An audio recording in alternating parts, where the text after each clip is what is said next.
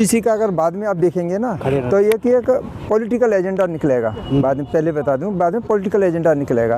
वैसे एक चीज़ बताइए, सारी यूनिवर्सिटीज़ में सब सवर्ण वाइस चांसलर हैं, तो एट्रोसिटी जनरल पर कैसे होगी? एट्रोसिटी तो SC ST OBC और माइनॉरिटी पे होती है। सुनिए, मैं कह रहा हूँ सबको हमारे प्रोफेसर पूरे कर दो, जितने वाइस चांसलर हमारे, जितनी हमारी संख्या है उस हिसाब से वाइस चांसलर कर दो, इसको ख़त्म कर दो, हमें इसकी ज़रूरत नहीं है। SC ST जो एक्ट बना हुआ है, एट्रोसिटी एक्ट बना हुआ है, उसमें भी कन्विक्शन रेट क्या है?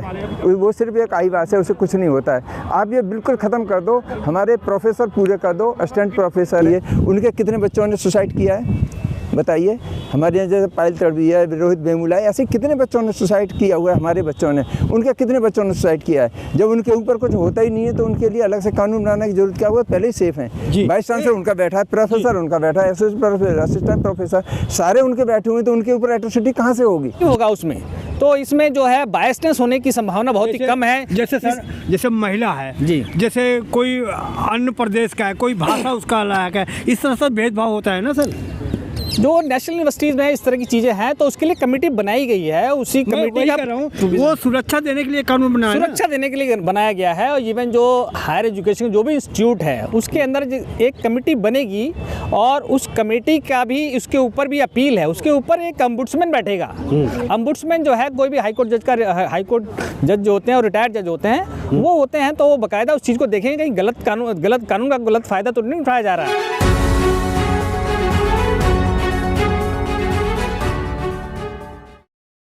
जय भीम, मैं मेवालाल और आप देख रहे हैं बहुजन समय और बहुजन दिशा।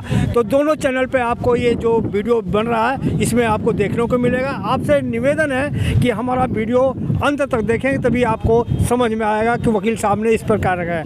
मैं आज बात करूँगा UGC है क्या, और UGC का जो कानून है इसको लाने की क्यों ज़रूरत पड़ी, इसका विरोध क्यों हो रहा है और क्यों कौन कर रहा है, इस पर चर्चा करें। सर, आपको मैं जानना चाहता हूँ आपसे, ये UGC बिल आखिर है क्या, इसको लाने की क्यों ज़रूरत पड़ी और कौन इसका विरोध कर रहा है? जी, UGC का बिल जो है अपने आप नहीं आया है।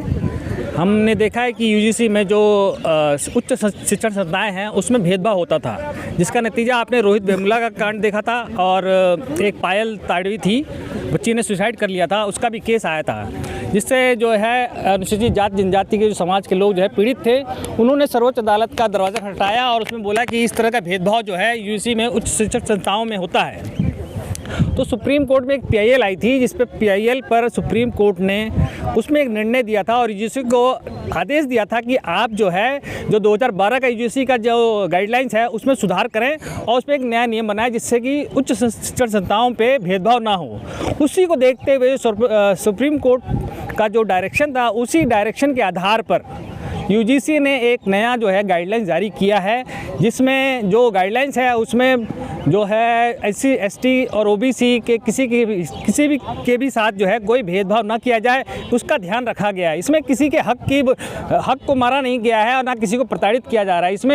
इसमें और सिर्फ जो वंचित समाज के लोग हैं, जो भी डिप्राइव्ड सेक्शन के लोग हैं, उनके अधिकारों से उनको परिपूर्ण किया जा रहा है, उनको अधिकारों से वंचित न रखने का एक जो है नियमावली तैयार की, गाइडलाइंस तैयार किया गया है। इसमें इससे ज़्यादा और कुछ भी नहीं है। सर, उसमें जो विरोध कर रहे हैं उनका कहना है कि हमारे बच्चों के साथ भविष्य उनका खराब किया जा रहा है। नहीं, ऐसी बातें जो है, पहले जो SC ST एक्ट, जो एट्रोसिटी एक्ट लागू आया था, उस समय भी इस तरह की बहुत सारी बातें कही थी। इससे पहले जो संविधान लागू हुआ था उसमें भी जो आरक्षण की बात कही गई है, आर्टिकल्स में, संविधान में आर्टिकल में जो आरक्षण की बात कही, उस समय भी ये सब बातें आई थी कि इसका बड़ा दुष्प्रभाव पड़ेगा, जिसका सबने जो है संसद में जो डिबेट हुई थी उसमें सभी ने बड़ा अच्छे से उत्तर दिया था, बाबा साहब ने खुद ही समझाया था।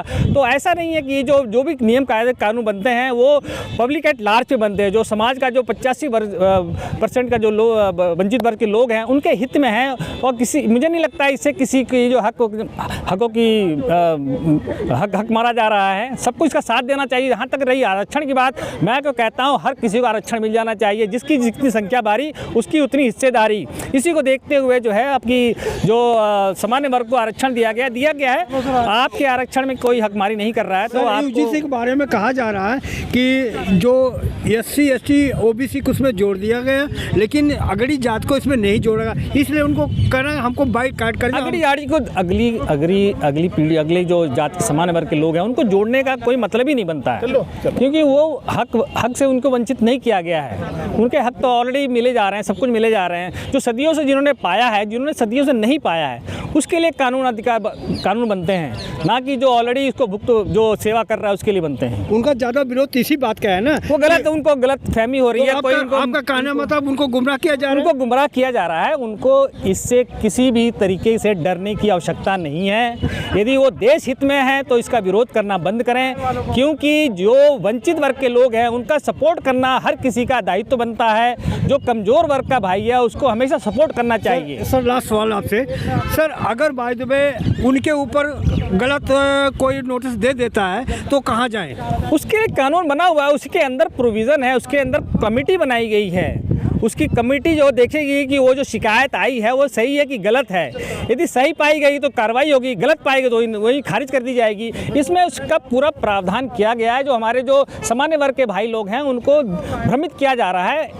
उनको किसी भी तरीके से दोष सिद्धि उसके ऊपर नहीं आएगी। यदि जो गलत करता है उसके ऊपर ये पूरा का पूरा आरोप तय होगा। सर अपना परिचय दे दें सर। मेरा नाम कौशल किशोर लाल गौतम है। मैं सर्वोच्च अदालत में वकालत करता हूँ। मैं रहने वाला वैसे लखनऊ यूपी से हूँ। जी सर, आपका परिचय सर? मैं एडवोकेट ओम प्रकाश, मैं यूपी कासगंज का रहने वाला हूँ। जी सर, मैं ये कह रहा हूँ यूजीसी के बारे में, हमें दर्शकों को सच में इधर देख करके कि आप यूजीसी के बारे में आपका क्या? देखिए, यूजीसी का अगर बाद में आप देखेंगे ना तो ये कि एक पॉलिटिकल एजेंडा निकलेगा। बाद में पहले बता दूं, बाद में पॉलिटिकल एजेंडा निकलेगा।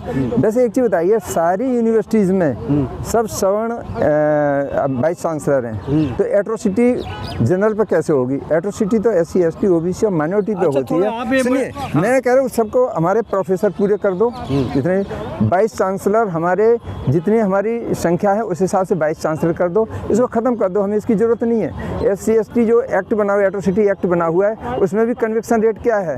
वो सिर्फ एक आईवास है, उससे कुछ नहीं होता है। आप ये बिल्कुल ख़त्म कर दो, हमारे प्रोफेसर पूरे कर दो, असिस्टेंट प्रोफेसर हैं। कानून क्या कहता सर? ये कानून में क्या है? कानून तो कुछ भी नहीं है इसमें, कानून सिर्फ आईवास है, इससे कोई फायदा होने वाला नहीं है। जो कमेटी में, सुनिए, जो कमेटी बनेगी, कमेटी में कौन होगा? सारे जनरल के लोग होंगे। वो अपने बच्चों को फंसाएंगे क्या? अपने प्रोफेसर को फंसाएंगे क्या? कुछ भी नहीं होगा। मुझे हमारा कन्फ्यूजन दूर कीजिए।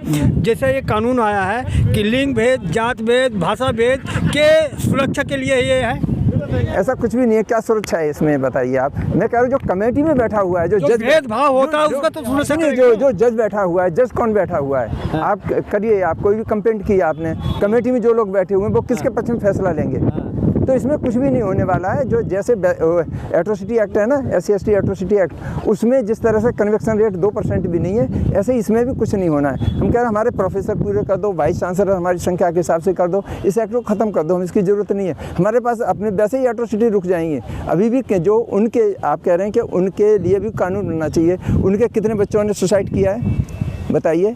हमारे यहाँ जैसे पायल तड़वी है, रोहित वेमुला है, ऐसे कितने बच्चों ने सुसाइड किया हुआ है? हमारे बच्चों ने, उनके कितने बच्चों ने सुसाइड किया है? जब उनके ऊपर कुछ होता ही नहीं है तो उनके लिए अलग से कानून बनाने की जरूरत क्या हुआ? पहले ही सेफ हैं। वाइस चांसलर उनका बैठा है, प्रोफेसर उनका बैठा है, असिस्टेंट प्रोफेसर सारे उनके बैठे हुए हैं, तो उनके ऊपर एट्रोसिटी कहाँ से होगी? जी, और संख्या में भी वो ज़्यादा है। सारी संस्थाओं पर उन्होंने कब्जा किया हुआ है, हमारे लोग तो कहीं पर है ही नहीं। सर एक कानून के बारे में ये सुरक्षा क्या देती है? सुरक्षा इसमें जो है, एक जो कानून ये बना है, इसके अंदर जो कमेटी बनेगी उसमें सबकी भागीदारी है। उसमें सबकी भागीदारी तय की गई है। उसमें किसी एक सामान्य वर्ग का व्यक्ति नहीं होगा उस कमेटी में। उसमें 5 लोग होंगे, तो 5 लोग जो है हर एक जो कैटेगरी है उसको रिप्रेजेंट करेंगे। तो इसमें क्या सुरक्षा मिलेगी इससे? किसको सुरक्षा मिलेगी? जैसे मतलब कानून बना है तो किसी सुरक्षा के लिए तो बना है ना कानून। ये जो वंचित वर्ग के लोग SC ST OBC थे, उनकी हक वंचित ना हो, वो अपने हकों से वंचित ना हो, उनके जो शिक्षण संस्थाएं हैं उनके ऊपर कोई भेदभाव ना हो। किस तरह का भेदभाव? वो जो जातीय भेदभाव होता है उसको रोकने के लिए ये कानून लाया गया है। उसमें बाकायदा कमेटी बनाई गई। कमेटी में हर जो वर्ग है उसका रिप्रेजेंटेटिव होगा उसमें। तो इसमें जो है बायसनेस होने की संभावना बहुत ही कम है। जैसे सर, जैसे महिला है जी, जैसे कोई अन्य प्रदेश का है, कोई भाषा उसका अलग है, इस तरह से भेदभाव होता है ना सर? जो नेशनल यूनिवर्सिटीज़ में इस तरह की चीज़ें हैं तो उसके लिए कमेटी बनाई गई है, उसी मैं कमेटी वही का कह रहा हूँ, वो सुरक्षा देने के लिए कानून बनाया है ना? सुरक्षा देने के लिए बनाया गया है। और इवन जो हायर एजुकेशन जो भी इंस्टीट्यूट है उसके अंदर एक कमेटी बनेगी और उस कमेटी का भी उसके ऊपर भी अपील है, उसके ऊपर एक अम्बुड्समैन बैठेगा। अम्बुड्समैन जो है कोई भी हाईकोर्ट जज जो होते हैं और रिटायर्ड जज होते हैं वो होते हैं, तो वो बाकायदा उस चीज़ को देखेंगे कहीं गलत कानून का गलत फ़ायदा तो नहीं उठाया जा रहा है। तो ये कानून जो सुरक्षा है ये सभी के लिए सुरक्षित है, किसी को इससे डरने की आवश्यकता नहीं है और देश हित में है, समाज हित में है, पब्लिक एट लार्ज में है। कुछ लोग इसको दिग्भ्रमित कर रहे हैं, भ्रम की स्थिति में ना पाएँ और ये जो कानून है इसका स्वागत करना चाहिए। मैं जो अपने सामान्य वर्ग के जो लोग हैं उनके भी उनसे भी अनुरोध करूंगा कि आप इस कानून को पहले पढ़िए और फिर इसका स्वागत करिए। आपके जो सामान्य वर्ग के जो लोग हैं इससे डरने की आवश्यकता बिल्कुल भी नहीं है, ये देश हित में है। जी सर, एक मीडिया पे आ रहा है सर, उसमें आपका क्या प्रतिक्रिया करें कि जो आदमी इसका विरोध करे वो पाकिस्तान चला जाए, जापान चला? ये इन सब चीज़ों में नहीं पड़ना है क्योंकि ये पॉलिटिकल आपका क्वेश्चन है। मैं आपको सुप्रीम कोर्ट ऑफ इंडिया में खड़ा हूँ, कानून की जो बात करेंगे ऐसा बयान गलत है, ऐसा बयान नहीं देना, इसे बयान से बचना चाहिए। तो कैसा रही बातचीत प्रक्रिया में ये बताएं।